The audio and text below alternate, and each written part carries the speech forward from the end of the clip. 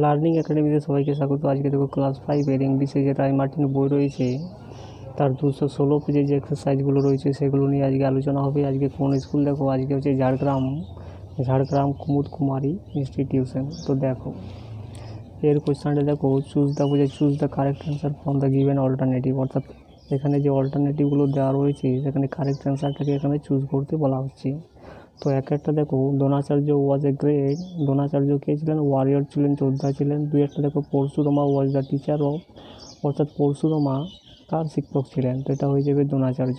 এরপরে বিয়েরগুলো দেখো, write T for true and for false statement in the given boxes. অর্থাৎ ট্রু ফলসগুলো এই বক্সের মধ্যে লিখতে বলা হচ্ছে। একটা দেখো, দেয়ার ওয়াজ এ 100 পাণ্ডবস, অর্থাৎ কি 100 পাণ্ডবস কিন্তু ছিলেন। তো এটা অবশ্যই ফলস হবে, যেহেতু 5 জন পাণ্ডব ছিলেন। এরপরে একটা দেখো, Nakul and Sahadeva were most comfortable with horses, অর্থাৎ নকুল সহদেবা কমফোর্টেবল ছিলেন, আরামদায়ক ছিলেন সোর্সের সঙ্গে। তো এটা অবশ্যই ফলস হবে, এটা ট্রু হবে। ঠিক আছে। এরপরে একটা দেখো, the Pandavas and Kauravas had a good relationship between them, অর্থাৎ পাণ্ডব এবং কৌরবদের মধ্যে ভালো একটা রিলেশনশিপ ছিল। এটা কিন্তু ফলস হয়ে যাবে। এরপরে একটা দেখো, complete the following sentence with information from the text, অর্থাৎ কি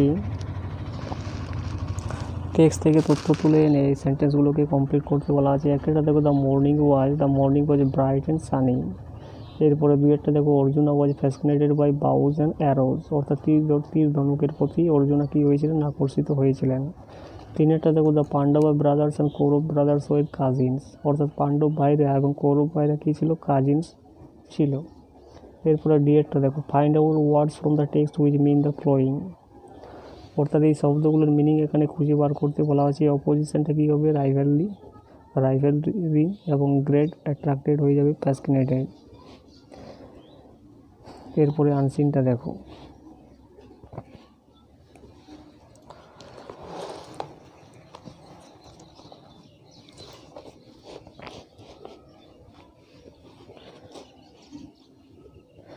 অ্যান্সার দ্য ফ্লোয়িং কোয়েশ্চেন, অর্থাৎ নিচের প্রশ্নগুলির উত্তর এখানে লিখতে বলা আছে। একের প্রশ্নটা দেখো, why did the headmaster call ডেভিডসের ফাদার, অর্থাৎ হেডমাস্টার কেন ডেভিডসের বাবাকে ডেকেছিলেন? তো উত্তরটা এইভাবে লিখবে। দেখো, দ্য হেডমাস্টার কল ডেভিডসের father because his father was very much worried, কেন তার বাবা খুবই কী ছিল? ওয়ারিড ছিল, চিন্তিত ছিল। এরপরে একটা দেখো, how did Biren Roy help David, অর্থাৎ বীরেন রয় কীভাবে ডেভিডকে হেল্প করেছিলেন? তো উত্তরটা এইভাবে লিখবে। দেখো, Biren the English teacher began coming to ডেভিডসের হাউস, অর্থাৎ বীরেন যে ইংলিশ টিচার ছিলেন সে কী করেছিলেন? বিগেন কামিং টু ডেভিডসের হাউস, অর্থাৎ ডেভিডের বাড়িতে আসতে সে শুরু করে দিয়েছিলেন টু টিউটর হিম, তাকে শিক্ষা দেওয়ার জন্য। দাস বীরেন হেল্প ডেভিড, এইভাবে কী করেছিলেন? বীরেন ডেভিডকে হেল্প করেছিলেন। এরপরে একটা দেখো, what was the happiest day in ডেভিডসের লাইফ, অর্থাৎ ডেভিডের জীবনে সব থেকে সুখীর দিন কোনটা ছিল?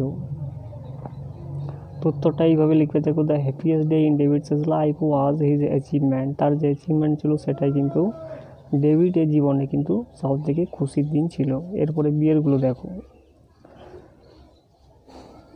Right T for true and for false statement in the given boxes provided, অর্থাৎ নিচের দেওয়া বক্সে কী করতে? ট্রু ফলসগুলো লিখতে বলা হচ্ছে। একটা দেখো, ডেভিডসের headmaster was a responsible man, অর্থাৎ ডেভিডের বাবা কী ছিল? একদম দায়বদ্ধ মানুষ ছিলেন, এটা কিন্তু অবশ্যই ট্রু হবে। এবং একটা দেখো, mister Royce teaching style was not so useful, অর্থাৎ মিস্টার রয়ের যে শিক্ষা দেওয়ার যে পদ্ধতি ছিল সেটা কিন্তু ফলদায়ক ছিল না, এটা কিন্তু অবশ্যই ফলস হবে।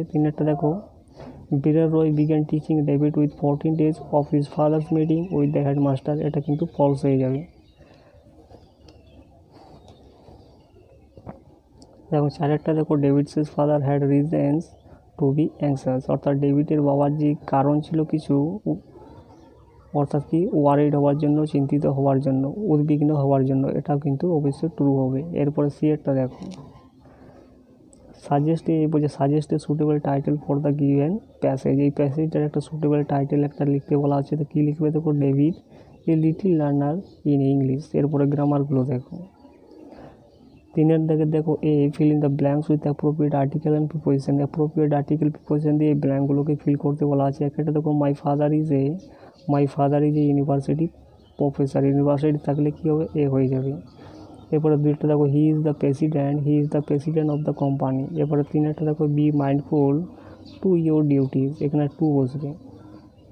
এবং চারেরটা দেখো translate the passage into English, অর্থাৎ ইংরেজিতে প্যাসেজটাকে কী করতে বলা হচ্ছে, ট্রান্সলেট করতে বলা হচ্ছে।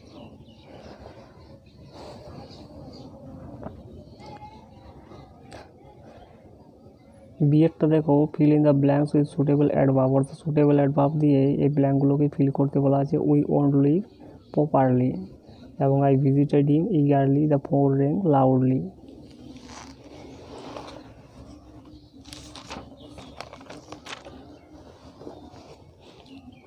এরপরে সিয়ারটা দেখো বলছে change the gender of the following word, অর্থাৎ নিচের শব্দগুলি জেন্ডার চেঞ্জ করতে বলা হচ্ছে। তো র্যামটা কি হয়ে যাবে দেখো, তো দেখো ডিউকটা হয়ে যাবে, এখানে ডিউকটা হয়ে যাবে ডাচেস, এবং জেন্ডারটা হয়ে যাবে গুজ, ল্যাডটা হয়ে যাবে লেডি। ডিয়ারগুলো দেখো fill in the blanks with present continuous forms of the verb given in the brackets, অর্থাৎ কি এই যে ব্র্যাকেটে যে ভার্বগুলো দেওয়া রয়েছে সেগুলোর প্রেজেন্ট কন্টিনিউয়াস ফর্মসগুলো লিখতে বলা হয়েছে। তো এক একটা দেখো আই থাকলে এম বসবে, এবং কন্টিনিউয়াস মানে ভার্বের সাথে আইএনজি, তাহলে আই এম স্টাডিং নাও। এরপরে দুইটা দেখো দ্য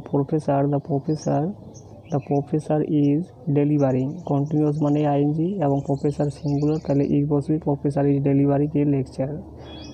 এটা দে থাকলে আর বসে, দে আর ড্রয়িং পিকচার্স। এরপরে দেখো give the opposite of the following words, অর্থাৎ কি এই ওয়ার্ডগুলোর অপোজিট লিখতে বলা আছে। রিমেম্বারটা হয়ে যাবে ফরগেট, আর লাইটটা হয়ে যাবে হেভি, এবং এফেক্টটা দেখো make meaningful sentence with the following words,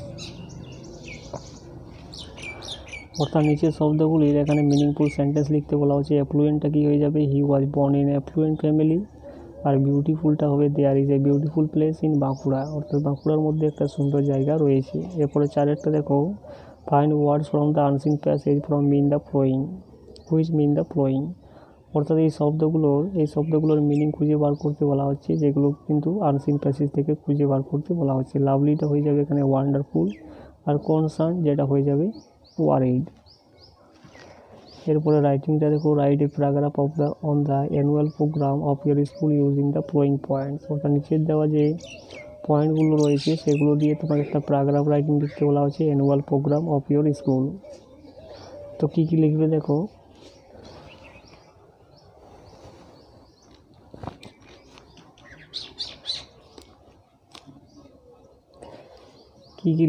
the annual programme of our school was held on 15 December, অর্থাৎ কি আমাদের স্কুলে অ্যানুয়াল প্রোগ্রাম অনুষ্ঠিত হয়েছিল 15 ডিসেম্বরে। We decorated our school beautifully, আমরা কি করেছিলাম, আমাদের স্কুলটাকে সুন্দরভাবে কি করেছিলাম, সুসজ্জিত করেছিলাম।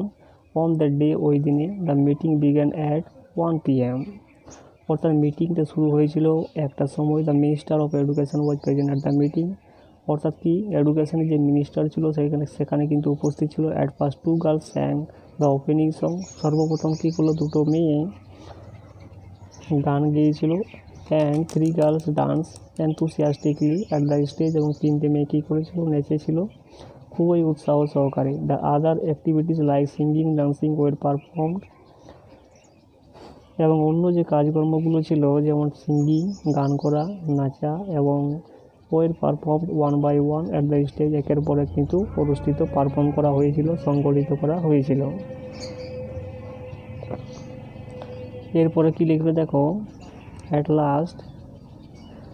Last our headmaster gave a speech to all the student, এবং সর্বশেষে আমাদের যে হেডমাস্টার প্রধান শিক্ষক সে একটা স্পিচ দিয়েছিলেন সমস্ত ছাত্রদেরকে। To all the students and teachers, এবং সমস্ত শিক্ষকদেরকে for the welfare of them. এরপরে দেখো however the annual programme of our school, আমাদের স্কুলের অ্যানুয়াল প্রোগ্রামটা যাই হোক is very exciting and interesting, খুবই কিন্তু ইন্টারেস্টিং।